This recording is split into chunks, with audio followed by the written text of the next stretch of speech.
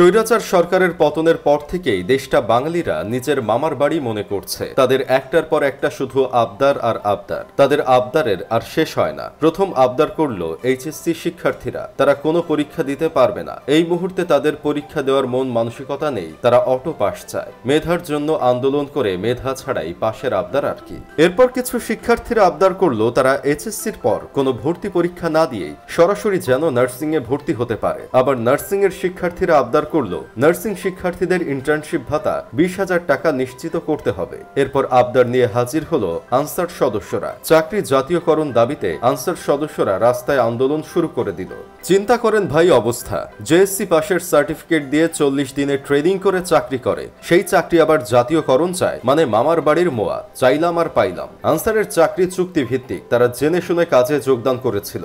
সরকারি চাকরির জন্য পুরো জেনারেশন জীবন দিয়েছে, আর তারা আসছে এখন সরকারি চাকরি করতে। এসব করার মূল উদ্দেশ্য হচ্ছে অন্তর্বর্তীকালীন সরকারকে বিপদে ফালানো। ভাই আমাকে কেউ একটু বুঝিয়ে বলবেন এই আনসার আমাদের কি উপকারে লাগে? না মানে আমি জানি না তো, তাই জিজ্ঞেস করা আর কি। জন্মের পর থেকে দেখিনি তো কোনো আনসার সদস্য মানুষের কাজে লাগতে। আমায় আবার ভুল বুঝবেন না ভাই। চিন্তা করেন একবার, এই আনসাররা সচিবালয় ঘেরাও করে ফেলতে চায়, শিক্ষার্থীদের ওপর হামলা করে, আবার তারা স্লোগান দেয় তুমি কে আমি কে, আনসার আনসার। ওরা এই সাহসটা পেল কোথায়? 16 বছরে তো একবারও দেখিনি কোনো আনসার বিক্ষোভ করতে। এখন স্বৈরাচার সরকারের পতন হয়েছে বলে তাদের সাহস বেড়ে গেছে। ওবায়দুল কাকা তো দেশে নাই, দেশে থাকলে উনি নিশ্চয়ই বলতেন আনসার সদস্যদের ভিতরে জামাত ইসলাম আর শিবির কর্মী ঢুকে গিয়েছিল।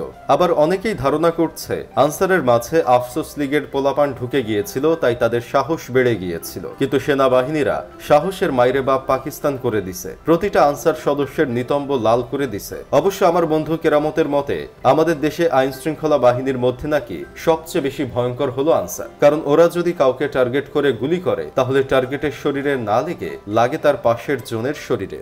এখন আনসারের আন্দোলন শেষ হতে না হতেই রিকশাওয়ালাদের আন্দোলন শুরু হয়ে গেছে। ব্যাটারি চালিত রিকশা নিষিদ্ধের দাবিতে শাহবাগে অবস্থান নিয়েছে পায়ে চালিত রিকশাওয়ালারা। আবার ওইদিকে ব্যাটারি চালিত রিকশাওয়ালারা তারাও একসাথে সংঘবদ্ধ হচ্ছে। ব্যাটারি চালিত রিকশাওয়ালারা স্লোগান দিচ্ছে তুমি কে আমি কে, ব্যাটারি ব্যাটারি। আবার পায়ে চালিত রিকশাওয়ালারা স্লোগান দিচ্ছে তুমি কে আমি কে, ক্রিং ক্রিং।